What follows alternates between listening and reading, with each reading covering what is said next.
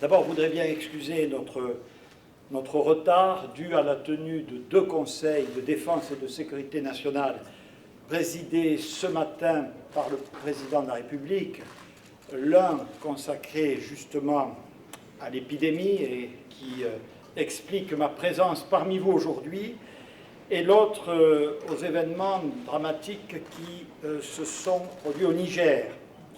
Et permettez-moi d'ailleurs, mesdames et messieurs, de vous parler d'abord de cette attaque ignoble qui a coûté la vie à 6 de nos compatriotes dans ce pays, attaque d'une extrême violence et d'une lâcheté difficilement descriptible, qui a marqué d'autant plus fortement nos consciences que les victimes sont des personnes civiles, des personnes jeunes, engagées dans l'humanitaire, qui travaillaient donc au service des autres, dans un esprit de coopération et de proximité avec les habitants de ce pays.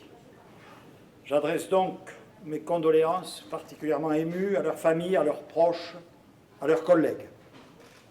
La France, le président de la République l'a dit, veillera à ne pas laisser impuni ce crime odieux contre nos compatriotes. Au nom du gouvernement de la République, je veux rendre hommage à l'ensemble des services de l'État mobilisés sur tous les fronts dans un contexte national et international très tendu. Vous avez suivi évidemment l'affaire du Liban, y compris bien sûr sur le front de la lutte contre la pandémie.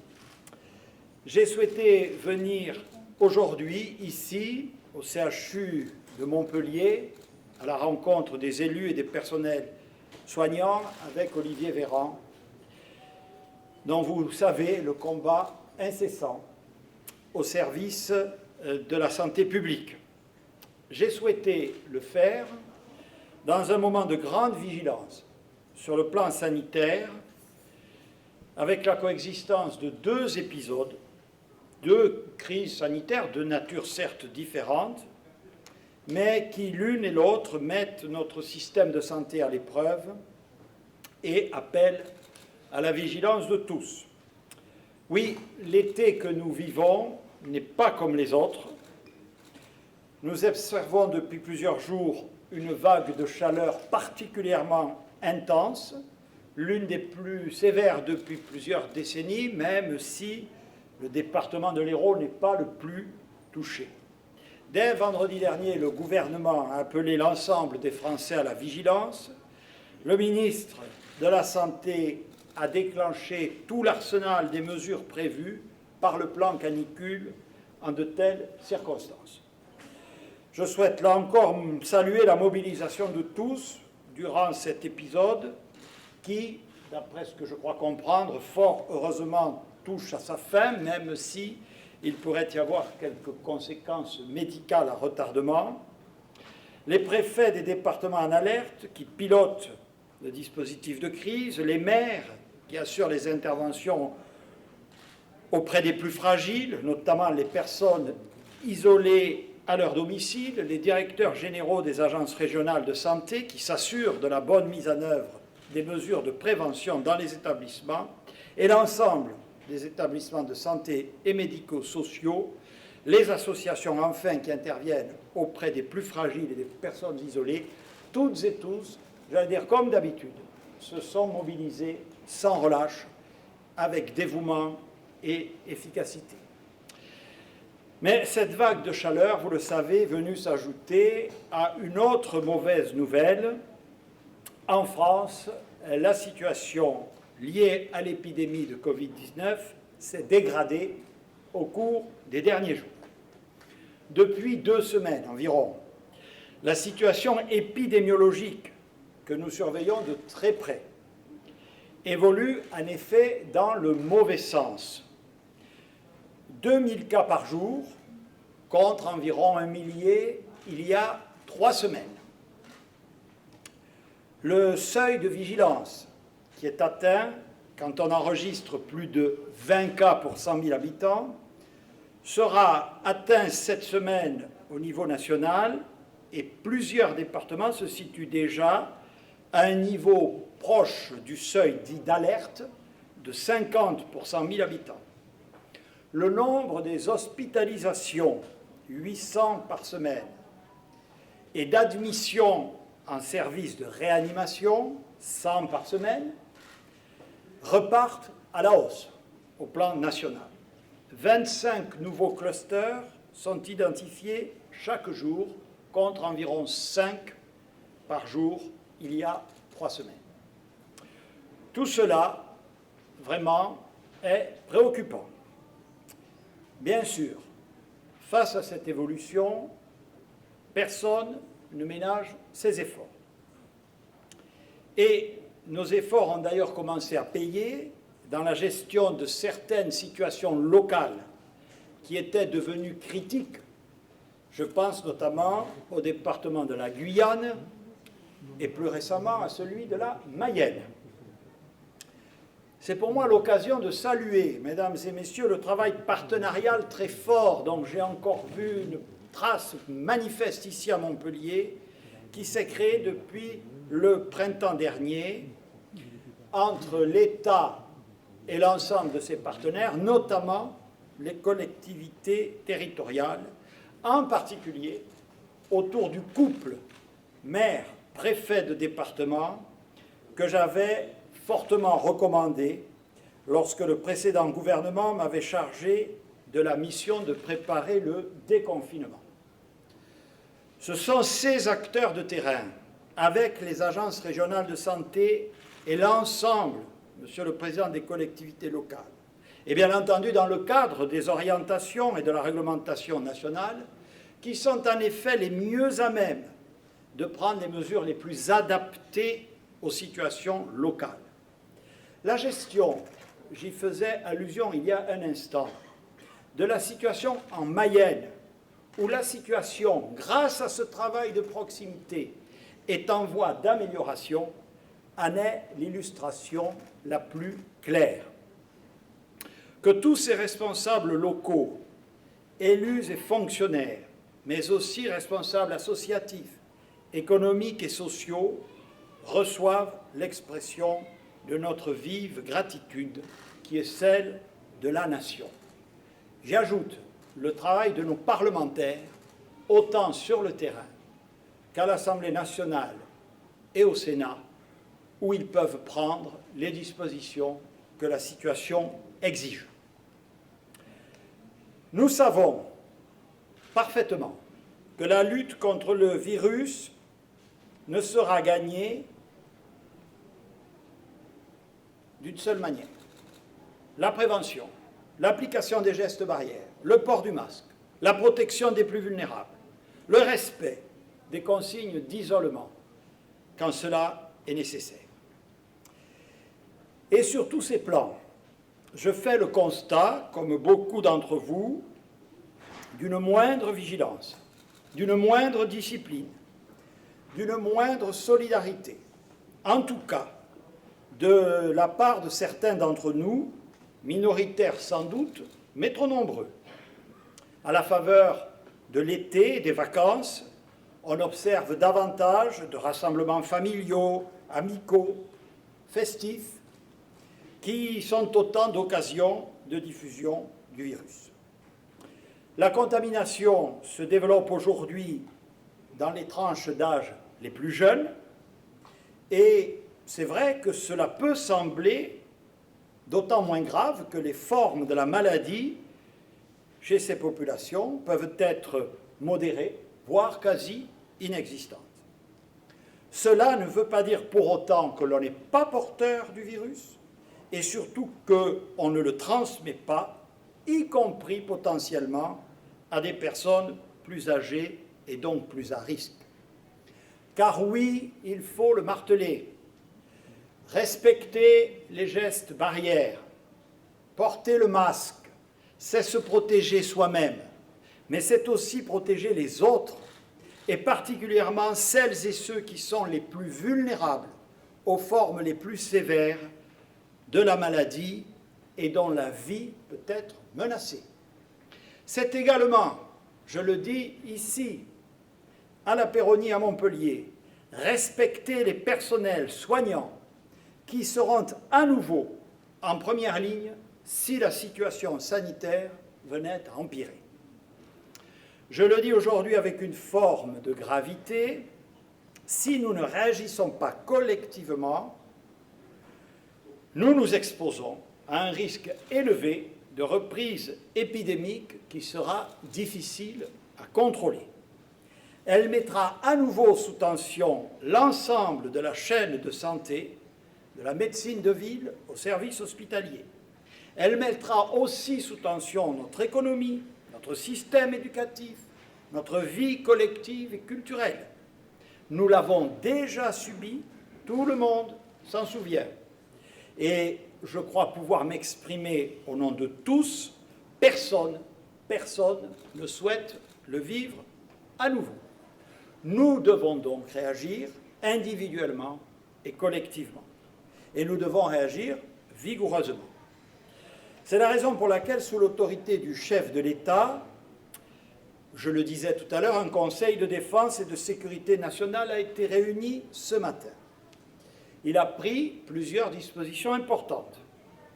En premier lieu, je vais demander au préfet de se rapprocher des élus locaux pour étendre le plus possible l'obligation du port du masque dans les espaces publics. Vous le savez, j'ai pris un décret à cet effet, entré en vigueur le 1er août dernier, après celui du 17 juillet, qui avait généralisé le masque dans les lieux clos. Sur cette base, d'ores et déjà, dans 330 communes, l'obligation du port du masque a été édictée dans les zones publiques les plus fréquentées. Il nous faut aller au-delà, et telle est l'instruction qui sera à ce jour adressée au préfet. Nous allons également intensifier, Monsieur le Président, nos actions dans la vingtaine des plus grandes métropoles nationales où se concentre une population nombreuse et des grands rassemblements. J'ai dès hier saisi les préfets concernés pour mettre en place, en lien avec l'ensemble des acteurs, au premier rang desquels les élus, des plans d'action à l'échelle des bassins de vie pertinents pour préparer une réponse à chaque scénario adapté aux réalités locales, c'est-à-dire en fonction des quartiers, en fonction des publics, en fonction des fragilités sociales, en fonction des distances et des réseaux de transport, en fonction des zones à risque. Au-delà des métropoles, des plans d'action territoriaux renforcés seront également engagés à l'initiative des préfets de département. Nous poursuivrons également les actions de dépistage et de communication dans les zones touristiques et balnéaires. Et je vais me rendre tout à l'heure sur le terrain, à la Grande Motte, pour en vérifier la pertinence et l'efficacité. Le Conseil de défense a également décidé d'améliorer encore notre politique de dépistage. Avec, Monsieur le ministre, 600 000 tests réalisés par semaine, les performances de notre pays en la matière sont plus que satisfaisantes. Plus que satisfaisantes. Mais nous devons encore, le gouvernement en a parfaitement conscience, améliorer l'accès aux tests, notamment pour les personnes présentant des symptômes de la maladie, et nous allons créer à cet effet des circuits dédiés, là où ce sera nécessaire, pour permettre, conformément aux recommandations du Conseil scientifique, d'avoir des résultats rapides. Nous allons également améliorer nos capacités de test pour tous les territoires ou toutes les populations à risque spécifique, au-delà des seuls clusters. Il nous faudra également renforcer les mesures visant à assurer l'effectivité de ce qu'on appelle la quatorzaine ou l'isolement. Le Conseil a également décidé de prolonger jusqu'au 30 octobre prochain l'interdiction des événements de plus de 5 000 personnes, avec la possibilité pour les préfets d'y déroger sous respect de vérification du strict respect des protocoles sanitaires. Nous allons par ailleurs renforcer nos actions de communication et de pédagogie, tout particulièrement à destination des jeunes et des populations, je l'évoquais tout à l'heure, qui peuvent se sentir à tort moins exposées. J'ai également demandé qu'une attention particulière soit portée aux plus vulnérables, notamment les personnes âgées ou en situation de handicap, isolées, et les personnes en situation de précarité, mais aussi à certains territoires qui apparaissent comme plus éloignés géographiquement ou socialement du système de santé. Mais rien, et c'est peut-être l'essentiel de mon message, ne sert de prendre des mesures si celles-ci ne sont pas respectées de manière satisfaisante. Nous allons en conséquence intensifier les actions de contrôle pour nous assurer de l'effectivité des dispositions déjà décidées et renforcées par celles qui ont été prises ce matin. Chaque préfet devra élaborer un plan de contrôle ciblé dans son département. Ce plan portera sur le respect de l'ensemble des règles et principes destinés à prévenir la propagation du virus. Respect des gestes barrières, du port du masque, des obligations de déclaration des rassemblements de plus de 10 personnes, contrôle du respect notamment dans les lieux clos, dans les restaurants, les débits de boissons et dans les espaces publics concernés par l'obligation du port du masque. Ce renforcement de nos contrôles mobilisera nos forces de police et de gendarmerie sur le terrain et conduira à verbaliser les manquements quand ils seront constatés. Nous associerons évidemment les maires, autorités de police locales et les polices municipales. Les textes seront par ailleurs modifiés pour permettre aux représentants de l'État de tirer toutes les conséquences de ces contrôles au-delà des amendes. S'agissant des établissements relevant du public, alors que la seule alternative actuelle est l'ouverture ou la fermeture totale, sera prévue la possibilité de fermeture partielle, par exemple au-delà d'une certaine heure, et cette souplesse pourra également être utilisée pour faire face à une dégradation locale de la situation épidémiologique.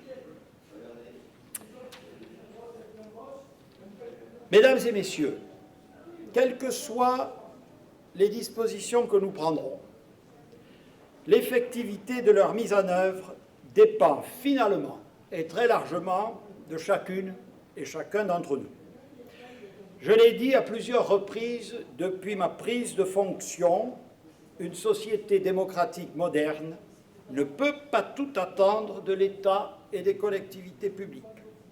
Chacun détient et exerce une part de responsabilité. Nous devons tous être responsables. Nous devons tous être responsables. Soyez assurés que la mobilisation du gouvernement, pour ceux qui le concernent, ne faiblira pas. Le président de la République réunira le Conseil de défense et de sécurité nationale aussi souvent que les circonstances l'exigeront. Anticipation, capacité d'adaptation, pragmatisme, capacité à fédérer les acteurs. Tels sont les maîtres mots de notre action qui correspondent, Monsieur le directeur général, Monsieur le président du conseil de surveillance, Mesdames et Messieurs les médecins et l'ensemble des personnels de la communauté hospitalière, à ce que j'ai constaté ici, aujourd'hui, à Montpellier, et des pratiques que vous avez conduites de manière admirable depuis le début de la pandémie. Permettez-moi non seulement de vous en féliciter, mais de m'en servir comme exemple. Ma place est là, avec le ministre, parmi vous, avec les soignants, avec les élus, avec toutes celles et ceux qui agissent sur le terrain, au quotidien et dans les territoires. Nous poursuivons ensemble un objectif finalement toujours le même. Protéger les Françaises et les Français face à ce virus, hélas, encore bien présent, tout en permettant à la vie sociale, économique, touristique, familiale de reprendre ses droits. Éviter par-dessus tout un retour en arrière, un reconfinement important, c'est indispensable.